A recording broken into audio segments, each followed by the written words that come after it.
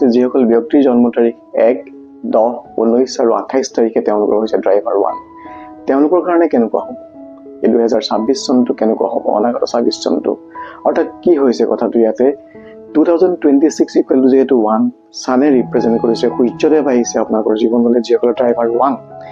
তেওঁলোকৰ জীৱনত তেওঁলোকক যেহেতু সূৰ্যদেৱে অপাৰেট কৰে তেওঁলোকৰ ড্ৰাইভাৰ 1 1, 10, 19 আৰু 28 তাৰিখে জন্ম হোৱা ব্যক্তিসকলৰ গতিকে সূৰ্যদেৱৰ ঘৰলৈ আপোনালোকৰ ৰোলিং প্লেনেট হৈছে সূৰ্যদেৱ গতিকে তেওঁলোকৰ ঘৰলৈ আহিছে সূৰ্যদেৱ কি হ'ব পাৰে দুজন ৰজা একেলগে অল প্লেনেটৰ অধিকাৰী তেখেতে যেহেতু ৰজা গোটেই প্লেনেটৰ ৰজা গতিকে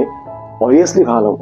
নতুন অপৰচুনিটি আনিছে নতুন আশা আনিছে নতুন এনাৰ্জি আনিছে নতুন উৎসাহ আনিছে যিসকল ব্যক্তিৰ এক সংখ্যাৰ ড্ৰাইভাৰ সংখ্যাৰ ব্যক্তিসকলৰ কামবোৰ হোৱা নাছিল যিবিলাক বহুত দিন পেণ্ডিং হৈ আছিল যিসকল